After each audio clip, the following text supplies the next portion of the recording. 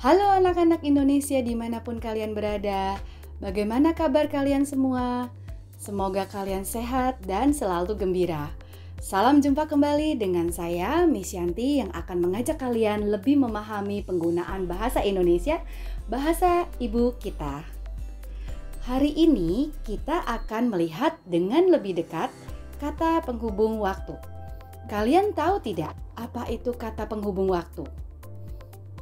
Apa di sini ada yang bisa memberikan penjelasan tentang kata penghubung waktu? Baiklah, sekarang Miss Yanti akan memperjelas pengertian kata penghubung waktu. Kata penghubung disebut juga konjungsi atau kata sambung. Kata penghubung memiliki pengertian kata yang menghubungkan kata dengan kata, frasa dengan frasa, klausa dengan klausa, dan bahkan kalimat dengan kalimat. Jadi, singkat cerita, kata penghubung atau kata sambung atau konjungsi ini bertugas menghubungkan dua satuan bahasa yang setara atau sederajat. Sebenarnya, dalam bahasa Indonesia terdapat banyak jenis kata sambung atau kata penghubung. Tapi kali ini, Miss Yanti hanya akan membahas kata penghubung waktu. Apakah kalian sadar bahwa setiap hari kalian sudah menggunakan kata penghubung waktu tanpa kalian sadari?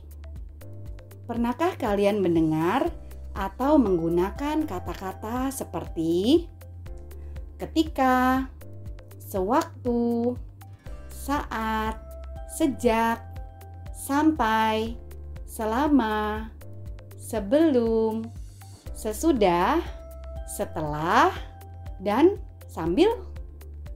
Pasti kalian sudah pernah menggunakan kata-kata ini. Tapi dalam keseharian, kita kadang lebih suka pakai kata pas. Misalnya, pas pergi ke toko buku, aku bertemu dengan teman sekelasku. Padahal kata pas itu tidak baku atau tidak seharusnya dipakai untuk penulisan formal. Seharusnya kalimat tersebut berbunyi, sewaktu pergi ke toko buku, aku bertemu dengan teman sekelasku. Atau, ketika pergi ke toko buku, aku bertemu dengan teman sekelasku. Kata penghubung saat artinya juga sama dengan sewaktu atau ketika. Jadi, kalian boleh pilih salah satu dari ketiga kata penghubung tersebut. Dari contoh di atas, kita bisa melihat bahwa sebenarnya kita sudah menghubungkan atau menyambung dua kalimat, yaitu aku pergi ke toko buku dan aku bertemu dengan teman sekelasku dengan kata sambung sewaktu, ketika, atau saat.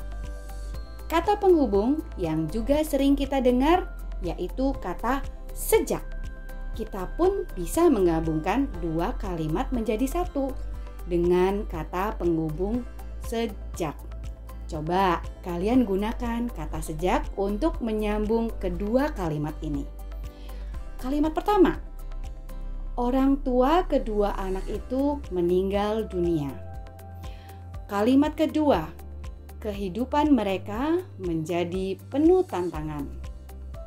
Maka kalimat-kalimat di atas bersatu menjadi sejak orang tua kedua anak itu meninggal, kehidupan mereka menjadi penuh tantangan.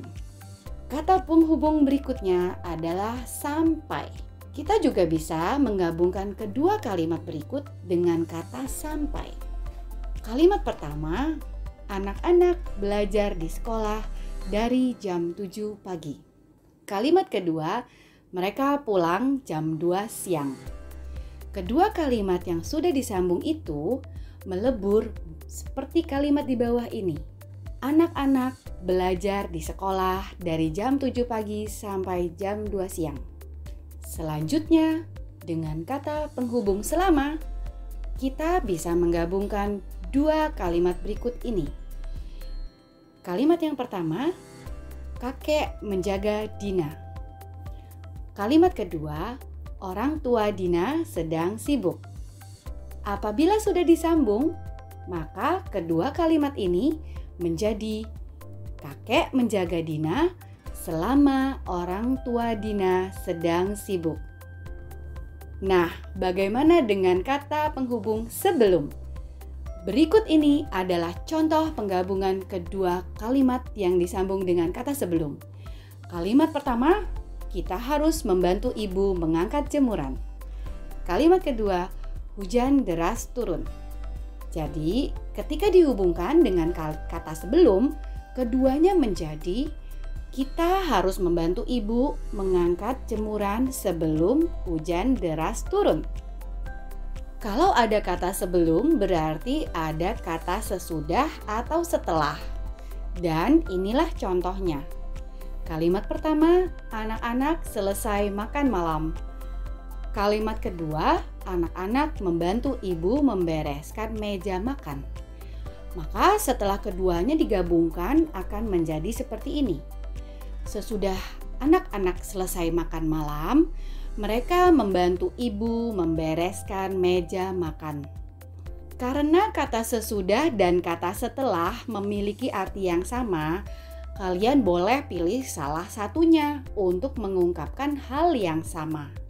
Sebagai catatan tambahan, kata penghubung waktu ini boleh ditempatkan di awal atau di tengah kalimat.